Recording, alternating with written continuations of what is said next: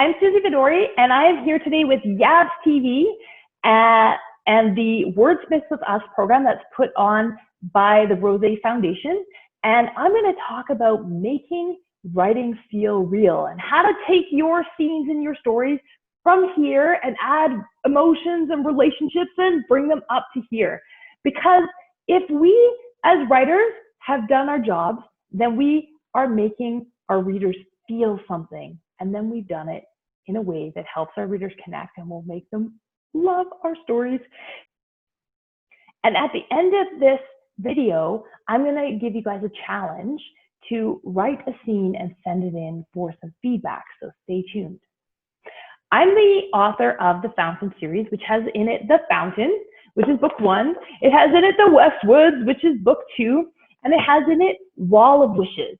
And this series is all about Ava and Courtney and how they have to work together and the series of wishes that they make on this magical fountain that they find in the woods that changes the course of history. And it's a really fun series, but the number one thing that readers want to talk to me about after they've read the series is actually the relationships in there. They want to talk about the friendships, and they want to talk about the rivalry between Courtney and Ava, and they want to talk about the romance that's in here. And those are the relationships that we're going to talk about today, and I'm going to share with you some ways that you can add those to your writing. So here's a list of things that I like to go through in a scene to make sure that that scene is going to connect with my readers. And so I'll read them out to you, but they're up there. Emotion, reaction, mood, setting, and dialogue. Why are those things important in order to help your reader connect? Well, let's go through them. So emotions, your main character showing us how they are feeling. So if I ask you to yell out some emotions, you might say happy, sad, scared, terrified. There's lots of emotions out there in the world. And I invite you, instead of to naming them in the scene, to actually have your character react to the situation and show us how they're feeling. So instead of saying that she was happy, you might say that she had a broad smile on her face. And instead of saying that he was sad, you might show us the tear that's trickling down his cheek. The next one is mood. Now, if I asked you to yell out a mood, you might say happy, sad, scared, terrified. You might say the same things that you did for emotion, but these are a little bit different in that the mood is how you want your reader to feel if you think of it like that. So lots of times, the emotions that your character is feeling in the scene and the mood that you want your reader to feel are the same. So if you're writing a comedy and you've got all kinds of funny things happening, your characters might be having a great time, and also you want your reader to be having a hilarious time as well. So they might be the same. But let's say that you're writing a dark comedy and you find your characters at a funeral and they're actually quite traumatized at this funeral, but somehow you're writing it in a way that you make the reader laugh. And so then your emotion and your mood of the scene are different, but just pay attention to whether you want them to be the same or different. And setting. Now, why does setting belong in this situation? And the reason that setting belongs in helping your readers feel something is that your setting can actually do double duty. And so if you're writing that hilarious comedy and you have it set at a carnival, then there might be lots of things around you that support that mood. And so you can use your setting in 2 different ways. If you want to set a spooky mood, then you might have it in a dark forest. So think about the ways that your setting can match the mood that you're trying to create and have it do double duty for you. And last but not least, I check out the dialogue. So if a scene isn't working, sometimes I tweak the dialogue a little bit.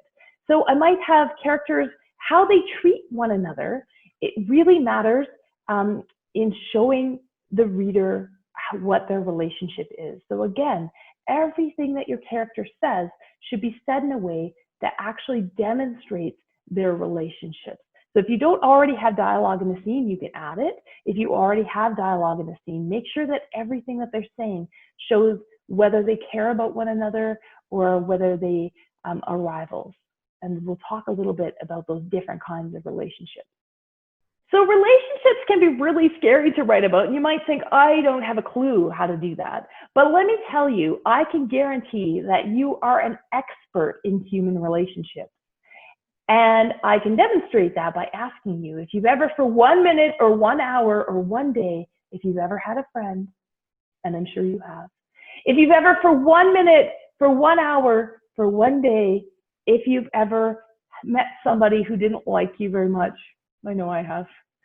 If you've ever, for 1 minute, for 1 hour, for 1 day, ever loved somebody, be it your grandma, your mom, your dad, of course your siblings, if you've got them, right? We love our siblings. And so you guys have all experienced at different degrees these things. And so you can write about them and use your experiences to write fiction. And that will make it feel real, and it will also make your voice unique. Because I could give you guys an outline for a story, and I could give it to each of you, and you could go away into your houses, and you could each write that same outline to the story. And if you've done it in a way that puts your experiences on the page, every one of those stories will be unique. And that's what we're looking for, is to take your story from just being a series of plot points to being something where you have well-rounded characters who live and feel and breathe and experience. And that's the type of writing that we're going to learn to do today. So the first type of relationship we're going to talk about is friendship. And why would we want to give our main character a friend in the story? Well, a friend can play all kinds of different jobs, even if they aren't a main character.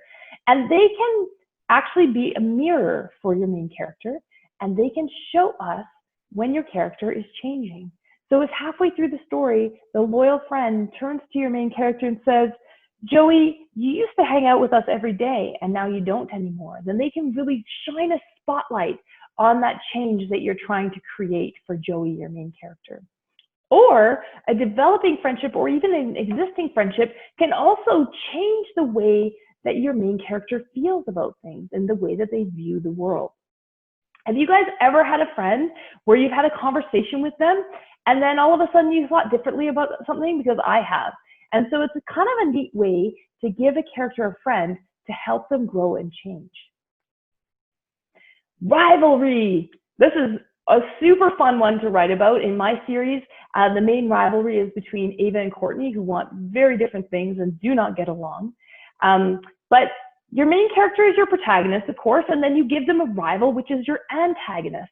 And rivals can create conflict, and that can actually bring your story to where you want it to be at the climax, right? So when you try to resolve that conflict, which can make your story really interesting.